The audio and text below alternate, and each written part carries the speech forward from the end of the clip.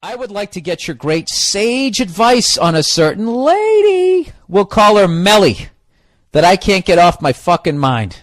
And if Nia is around, I wouldn't mind some womanly advice, too. You know what? She's in the kitchen where she fucking belongs, making me a goddamn dinner.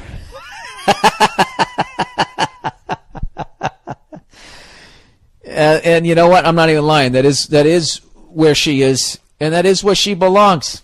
You hear that, Nia? I said you're out in the kitchen where you belong, making me a dinner. I said... Watch this. You're out in the kitchen where you belong, making me a dinner.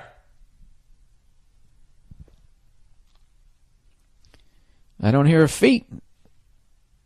Are you just going to take that? What's the world coming to?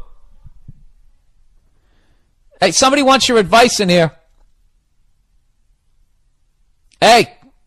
Fuck you. Here we go. Let's go here. Here we go.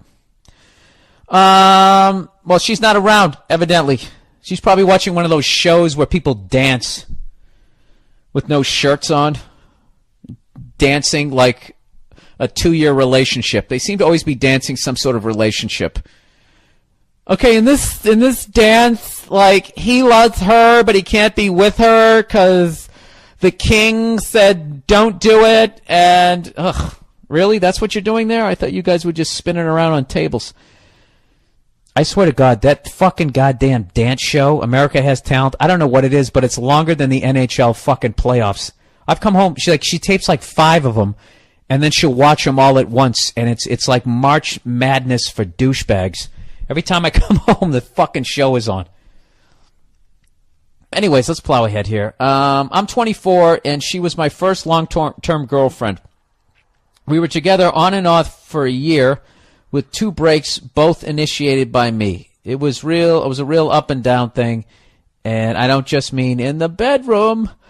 She has a kid from a previous dude. Dude.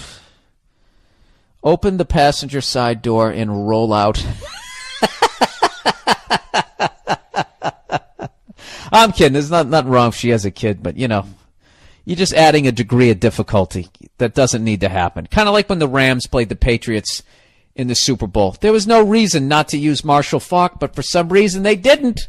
Added a degree of difficulty, and what happened? The kick is up, and it's good. All right, plowing ahead here. So anyway, she had a kid from a previous dude, and I got along well with the kid, and I guess it's really matured me to play stepdad for a year. She had a lot of mental issues, medication. She left a scar on my upper arm when she bit me. Lots of suicide threats. My mom hates her. My friends hate her. Dude, are you a fucking moron? Do I really need to answer this? Hey, Nia, how are you? You look a little angry. Come here. They need your advice here. Why are you in here talking shit? I'm in here because I needed you to come in here. You couldn't have just said, come in here? You had to insult me? I have to make it funny.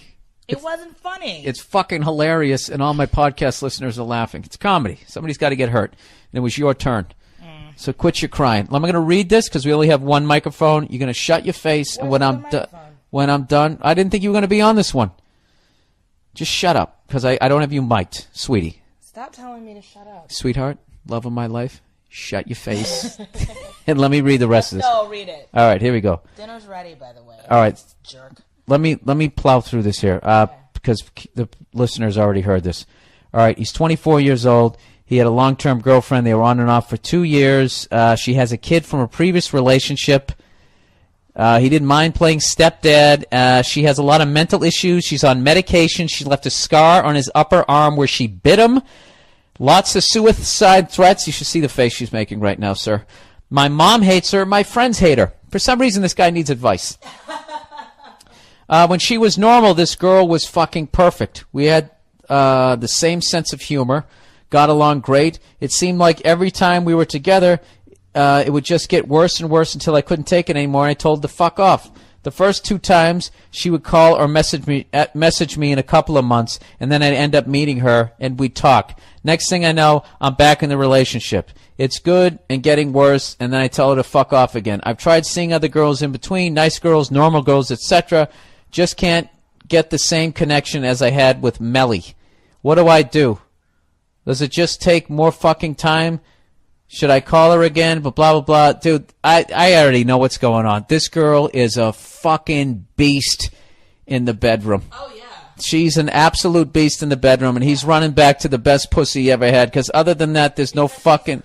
Come here. There's no reason. Yeah, crazy women are insane in bed. Yeah. No pun intended. Yeah, no, she's probably really good in bed because she's crazy. But my friend, this girl needs help that you can't provide. She needs to be on medication and therapy. She's a mess.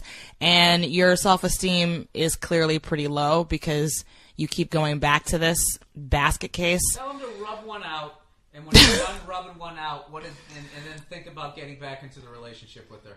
And there's your fucking... Rub one out first, and then, like, once his sexual desires from her... Rub one out, and the second you're done cleaning up the fucking mess you created, think about going back into... Is it necessary to be that Yes! romantic? Yes, it is. Necessary? Yes.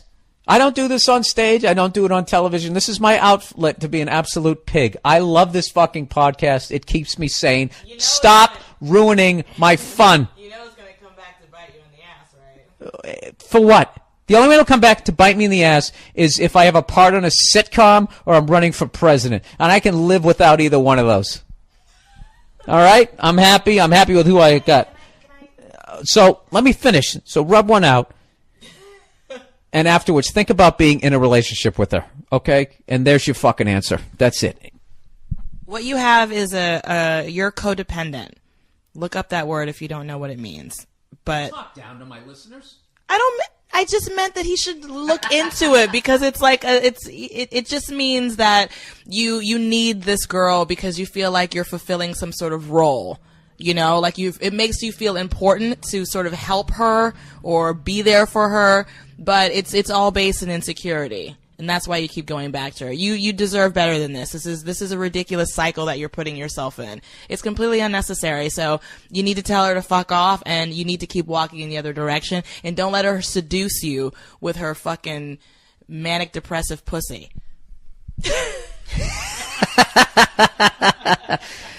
Nia Hill, everybody. God bless you. Now get out there and plate my food, woman.